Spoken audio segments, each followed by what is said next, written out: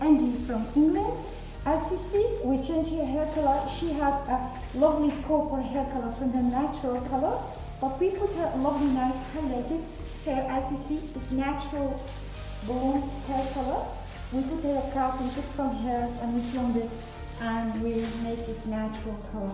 We have cut her hair a lovely, nice pixie haircut. As you see, I wish you see it. So we are very happy. Angie, can you turn the chair so everybody can see your style? Okay, turn a little bit more. Thank you very much.